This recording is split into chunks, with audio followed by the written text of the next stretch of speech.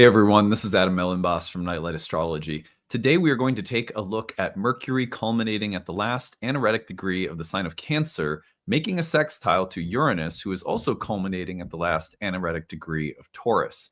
So the sextile between these two planets, although very fast moving, not typically an aspect that I would cover because of how fast moving it is, becomes really significant because of that little detail. These are two culminating planets at that final degree. We're going to talk about why last degrees are important. We're going to talk about what the brief connection between these two planets might mean.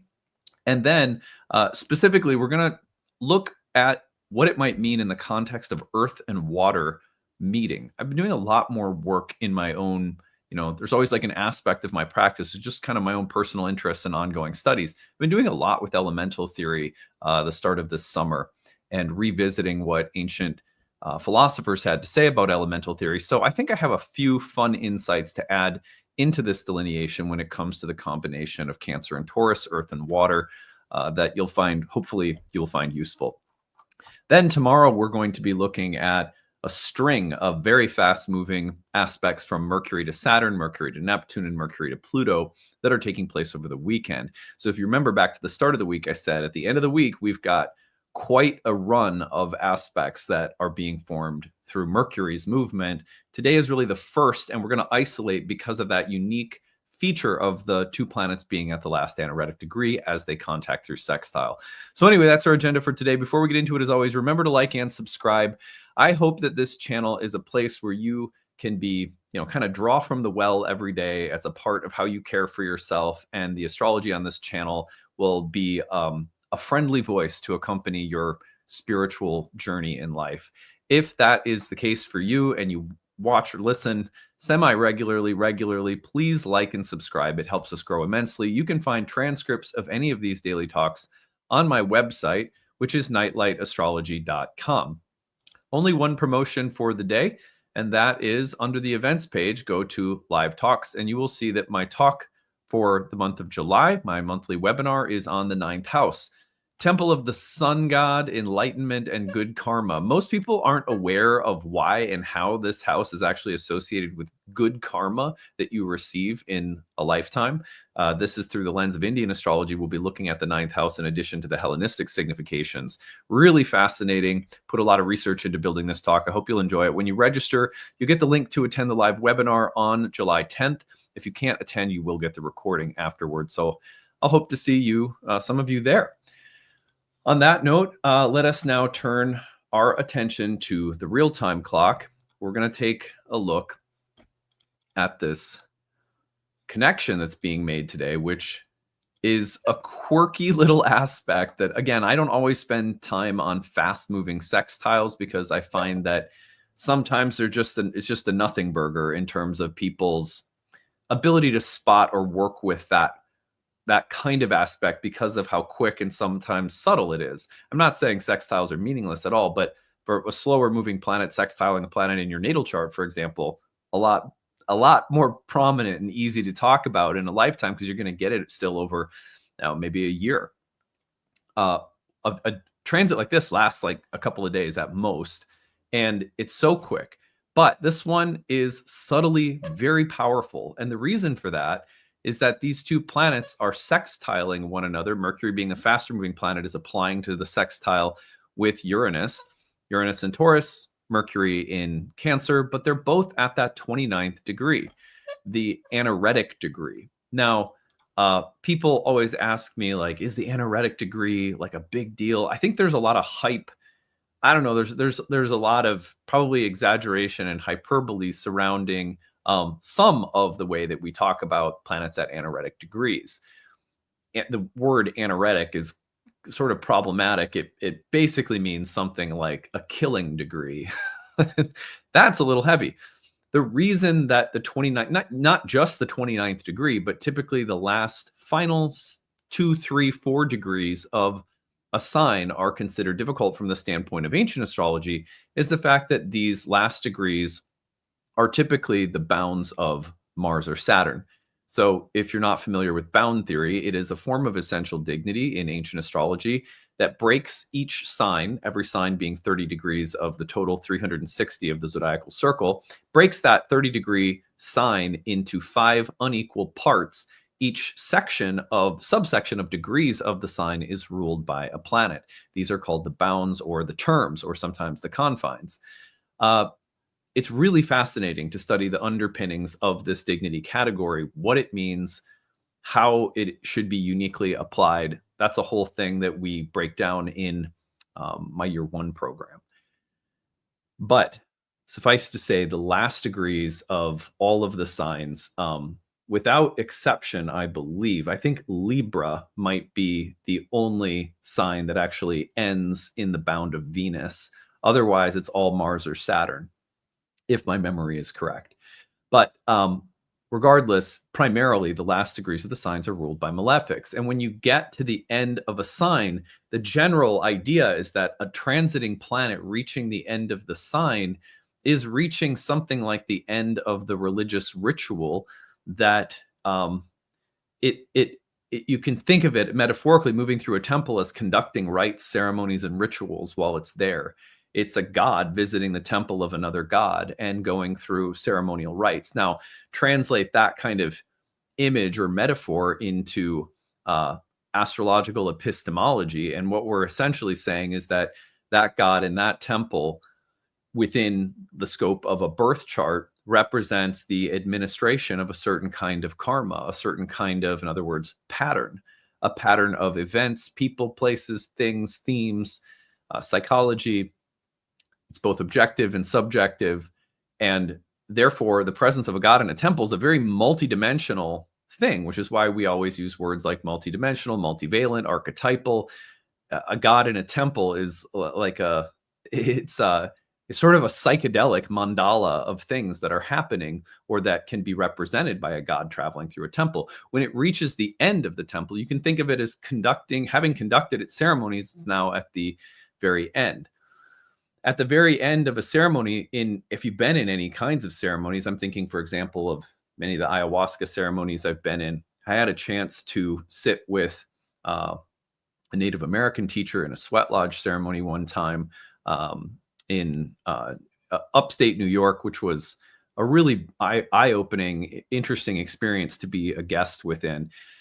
My experience within the curandero-led ceremonies in South America or the sweat lodge ceremony that I had a chance to participate in either case, the end of the ceremony is about how you close the space and how you seal the work that's been done. The malefics primarily represent death and the separating process of the soul from the body, the reality of mortality, of old age. Mars can be a little bit more sort of violent and has this other side to it. But what we're really saying on an energetic or metaphysical level is that at the end of the sign, death, impermanence, finality, conclusion, and in a sense, karmic resolution take place. Well, in the material world, how do you know that something has served its karmic purpose? It dies. It's done. By die, we don't mean a final death, because we know that energy is eternal and everything's just moving and changing forms. But when something ends, it completes a process. It releases its fruits, and the fruits die, or they're eaten, and then that's it. The cycle is over. I like to communicate this side of the final degrees of signs because I think, given the malefic killing degree connotations that I often see floating around out there, people sort of regurgitating them, it's like there's something that people get this feeling that they're like evil, bad, hard, difficult things. And it's like, well, no more so than the natural way that anything has to conclude or resolve itself. There's something that burns off. There's something that completes. The fire of life in the ceremony is extinguished at the end of the ceremony. The soul leaves the body. So there is something kind of conclusive and final about the last degrees of signs. And that's important to keep in mind when breaking an aspect like this down, that this aspect has a way of not just bringing the archetypes together, but bringing something to a conclusion, bringing it to resolution. In this world, one of the most difficult ways that we bring things to resolution is through death or through justice. It's like consequences for behaviors or letting go of attachments. Both of these forms of finality, one maybe sounds a little bit moral or like legal or something. There's maybe a little bit of a punitive sense of karma in that way, but it's also just the natural resolution of things that's as natural as the seasons. So think first of the connection that's being made today, subtle and fast as it is, as having the power to bring a process with some history behind it to a space of conclusion or resolution. That can be experienced in a myriad number of ways. So we have to be thoughtful about that when we observe our experiences today and reflect upon them. How are you seeing a moment that I like to call culmination, but has this connotation of endings, death, justice, consequences? There's a gravitas to it that can be a little heavy too. So anyway, that's part one. Part two is, what is a sextile? Well, a sextile is of the nature of Venus, and Venus likes to harmonize things. We're going to talk more in a minute about how earth and water may be working together right now, because that's something that I've been paying more attention to myself as I've been sort of deepening my understanding of ancient elemental theory across a number of different traditions, all of whom at some point practiced astrology. One thing that can be said, though, about the harmonizing of a sextile is that things that may not seem like they function together are brought together, like a diplomat is capable of bringing negotiation and things to peaceful resolution. So a sextile kind of implies the potential for a certain kind of tension or difficulty that, this is the benefit, can be resolved or mediated or mended or harmonized. Now, sometimes it has just a much more overtly positive meaning, where a sextile can mean that there's just a flow, or there's a natural sense of happiness or ease or pleasure, or subjectively good things are coming through the contact of the two planets that we would describe as enjoyable, or that we describe as beneficial, or even lucky. So now you have the sextile, a culminating sextile. See how that now starts to feel like there's a moment of finality, of resolution, and maybe it's beneficial, maybe it's harmonizing.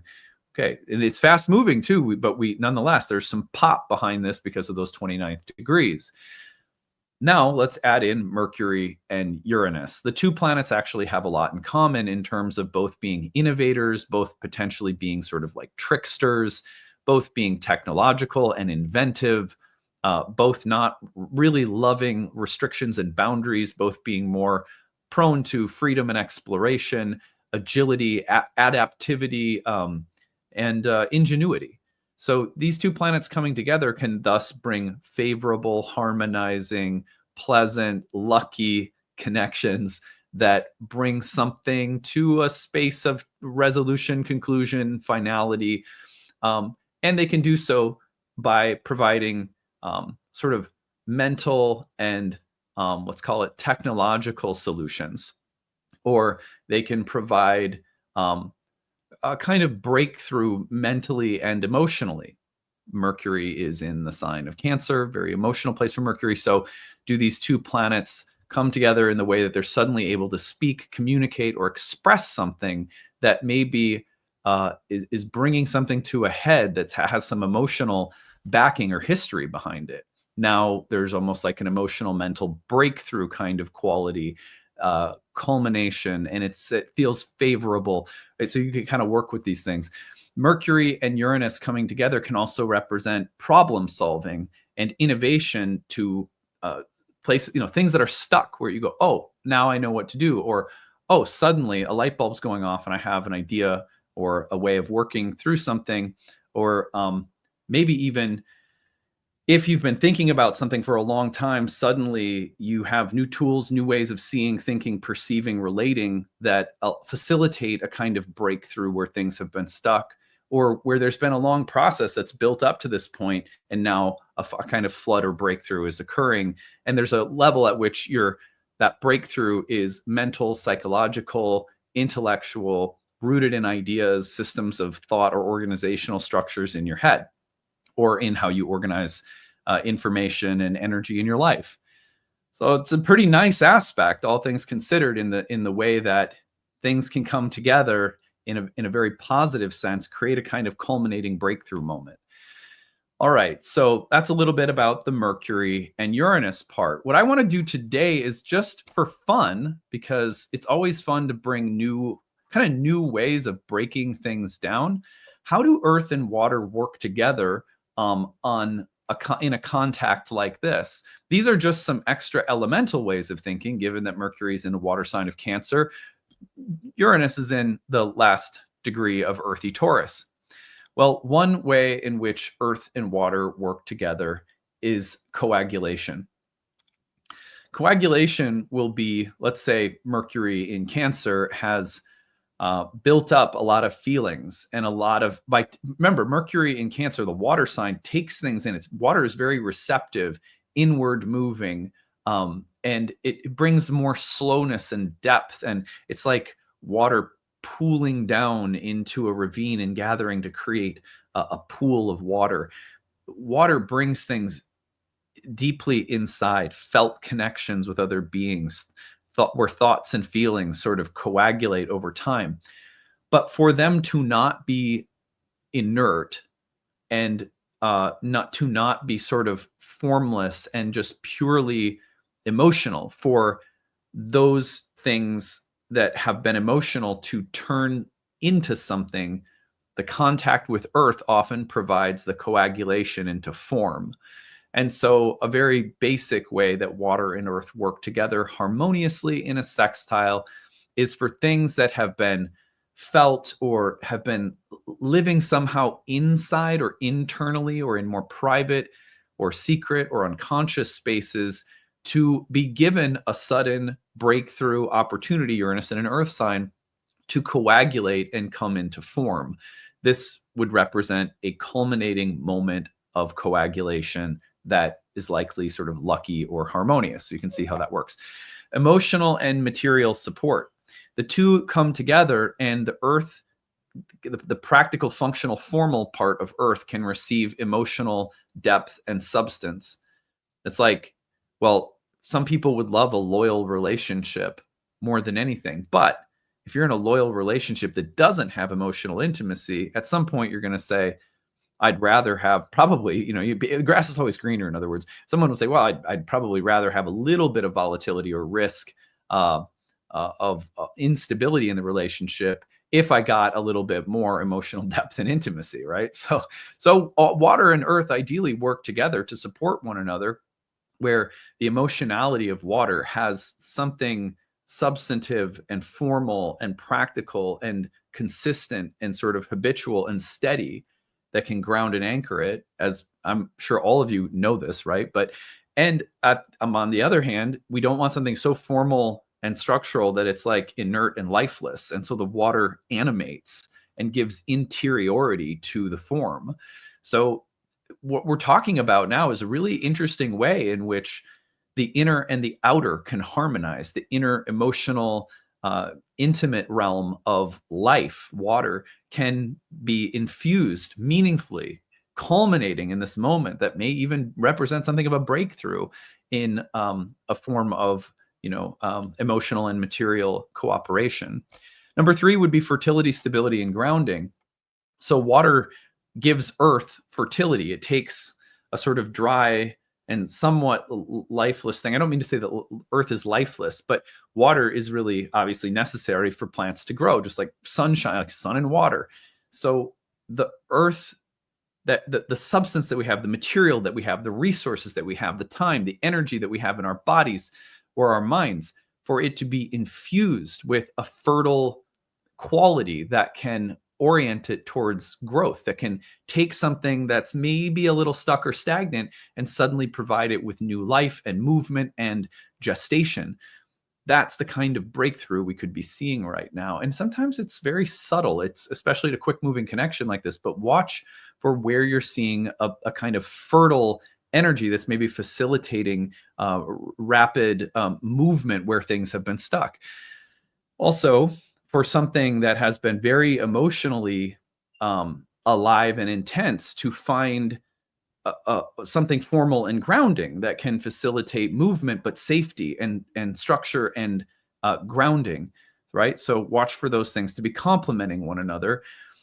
Now, the other thing I love about earth and water is that when they come through, there's a way in which the level of embodied instinctual understanding, like the body's wisdom, and things like emotional connections and bonds and routine habit practice actually showing up and doing things can come together. There's nothing better for a garden in a sense than people with earth and water energy in their charts. I mean, obviously anyone can be a gardener. It doesn't matter what your chart looks like, really, because I've seen it all. But what I'm trying to say is that that sense of I'm emotionally connected to other beings, but that also is not just whimsical. It shows up in practical, tangible, functional, concrete, everyday ways that ground and express that energy consistently. Those two things coming together right now can be a really meaningful connection again between the inner and the outer. And then holding and gestating. Sometimes the biggest breakthrough that happens is where we suddenly just create space for something. I think, for example, about what a fertile space my wife and I have created in our lives when we closed our yoga studio to focus more on family. So we moved into mostly our online offerings, right? Our online classes, so we could teach from home and have a flexible schedule, within which to raise a family. And we're very fortunate we were able to do that because, not like our business may not have even survived COVID if we hadn't closed. We closed it down late 2019, and some of our friends with yoga studios, they had to close down shop with their brick and mortar locations in 2020. So we got lucky, but I guess all I'm trying to say is that when it comes to creating space for something, sometimes the biggest breakthrough is just recognizing what matters, what our feeling body cares about, and simultaneously, what is the practical way in which we need to create space for something to grow and flow and gestate. So Uranus, Mercury can be about the realization of what matters such that you create space for things to grow and gestate within. Not that exactly the growth and gestation may not happen immediately, but the space to create that gestation within may manifest right now. That's an earth and water dynamic. So anyway, I thought this would be a fun way of looking at some of the, kind of layers of the transit today. I hope that you found it useful. I always like to explore, kind of deepen my connection to topics throughout the year. And then often I shape some of my master classes based on what I'm finding most interesting. But anyway, if you check out, on that note, if you check out the shop page on the website, there's tons of master classes, prior webinars and talks that I've given. So there's just a lot of material there if you're a student of astrology and want to go deeper with any of my work. All right, on that note, I hope you're having a great day, and we will be visiting Mercury's weekend full of aspects tomorrow. So we'll see you again then. Bye.